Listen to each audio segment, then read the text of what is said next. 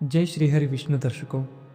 आज हम आपको एक दिव्य तिथि के बारे में बताने वाले हैं जिसे सफला एकादशी कहा जाता है। जो भी इस दिन व्रत और भगवान विष्णु की पूजा करता है उसके जीवन के सभी संकट दूर हो जाते हैं और वो सफलता के मार्ग पर आगे बढ़ता है।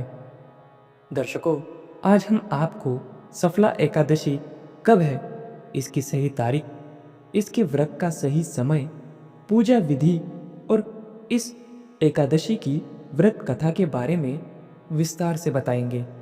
इसीलिए हम आपसे निवेदन करते हैं कि इस वीडियो को अंत तक जरूर देखिए और इस भगवान विष्णु की सफला एकादशी के बारे में जानकारी प्राप्त करके भगवान विष्णु का आशीर्वाद पाइए। आज के इस सफला एकादशी के पावन चर्चा को शुरू करने से पहले इस वीडियो को लाइक करिए और कमेंट बॉक्स में श्री हरि विष्णु की जय ऐसा अवश्य लिखिए। इसके साथ ही त्रिशूल वाणी से जुड़ने के लिए चैनल को सब्सक्राइब करें। ऐसा करने से भगवान विष्णु आपकी सभी मनोकामनाएं पूरी करेंगे और आपके परिवार पर आने वाले सभी संकट को दूर करेंगे। तो चलिए आज की चर्चा को प्रारंभ करते हैं। दर्शकों, धर्म ग्रंथों में सफला एकादशी को जीवन में सफलता का द्वार बताया गया है। इसका नाम ही ये स्पष्ट करता है कि ये दिन हमारे जीवन को सफल और सार्थक बनाने के लिए है। सफला एकादशी का व्रत करने से न केवल भगवान विष्णु का आशीर्वाद मिलता है बल्कि हमारे सभी पापों का भी नाश होता है। कहते हैं कि जो व्यक्ति श्रद्धा और विश्वास के साथ इस व्रत को करता है उसके जीवन में शांति और समृद्धि का वास होता है। ये दिन केवल सांसारिक सफलता के लिए नहीं बल्कि आत्मिक शांति और मोक्ष के मार्ग को प्रशस्त करने के लिए भी अत्यंत महत्वपूर्ण माना गया है।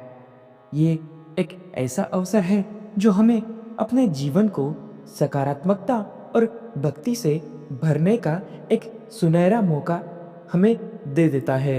दर्शकों, धार्मिक कार्यों में सही तिथि और सही समय का पालन करना बहुत जरूरी है। इस वर्ष सफला एकादशी का व्रत 26 दिसंबर 2026 यानी गुरुवार को रखा जाएगा। व्रत की शुरुआत 26 दिसंबर को रात 10:29 से शुरू हो जाएगी और व्रत की समाप्ति 27 दिसंबर को सुबह 12:40 को होगी। पारण का समय 27 दिसंबर को ब्राह्मणों को भोजन कराने के बाद हो जाएगा। दर्शकों, अगर आप इन शुभ समयों का पालन करते हुए व्रत और पूजा करते हो तो भगवान विष्णु की कृपा आप पर अवश्य होगी। सफलता एकादशी की पूजा एक विशेष विधि से की जाती है जो भगवान विष्णु की कृपा पाने का सबसे प्रभावी तरीका है। तो आइए जानते हैं कि इस दिन की पूजा हमें कैसी करनी चाहिए। दर्शकों, व्रत वाले दिन सुबह जल्दी उठे और स्नान करें, स्वच्छ कपड़े पहने और पूजा का संकल्प ले। पूजा स्थल को साफ करें और वहां भगवान विष्णु की मूर्ति या चिन्ह स्थापित करें। उसके बाद भगवान विष्णु को कुमकुम, चावल, फूल और तुलसी पात्र अर्पित करें। फिर भगवान विष्णु के सामने दीपक जलाएं और ध्यान करते हुए ओम नमो भगवते वासुदेवाय मंत्र का जाप करें। याद रखें, ओम नमो भगवते वासुदेवाय। ध्यान के बाद भगवान विष्णु को फल, मिष्टान्न और अन्य प्रसाद अर्पित करें।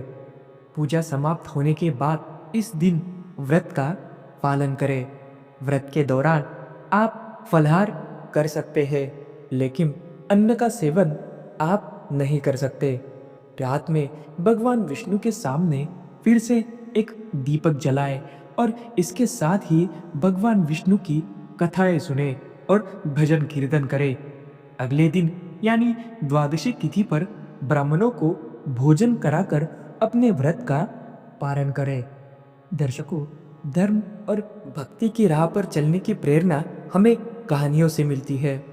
सफला एकादशी से जुड़ी एक ऐसे ही पौराणिक कथा है जो न केवल इस व्रत का महत्व बताती है, बल्कि हमें ये भी सिखाती है कि भगवान विष्णु की भक्ति से हमारा जीवन कैसे बदल सकता है।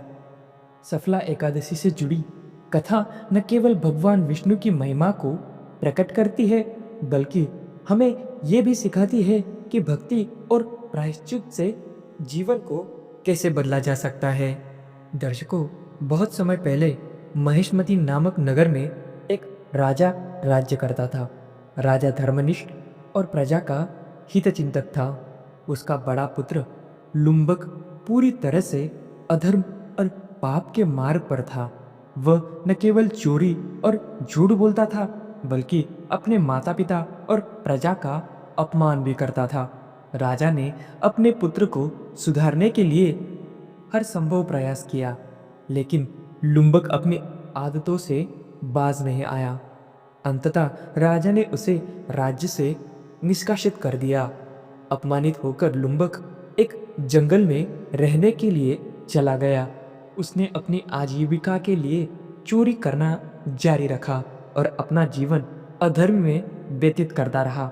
समय बीता और एक दिन जो सफला एकादशी का था, लुम्बक को भूख और थकावट ने घेर लिया। वह न कुछ खा पाया और न ही वो सो पाया। रात पर जागते हुए उसने अपने जीवन के कष्टों के बारे में सोचना शुरू कर दिया। उसकी अंतरात्मा ने उसे उसके पापों का बोध कराया। अचानक उसके मन में भगवान विष्णु का स्मरण हुआ।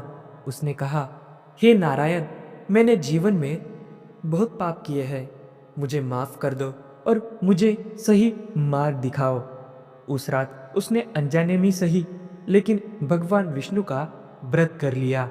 सुबह होते ही उसने पास के एक पेड़ से फल तोड़े और उन्हें भगवान विष्णु को अर्पित किया। उसकी ये अनजानी भक्ति भगवान विष्णु को प्रसन्न कर गई। भगवान विष्णु ने लुम्बक के सामने प्रकट होकर लुम्बक से कहा, हे लुम्बक, तुम्हारी भक्ति ने मुझे प्रसन्न कर दिया है। भले ही ये अनजाने में हुई हो, लेकिन ये तुम्हारे पापों का नाश करने के लिए पर्याप्त है। मैं तुम्हें एक नया जीवन प्रदान करता हूँ।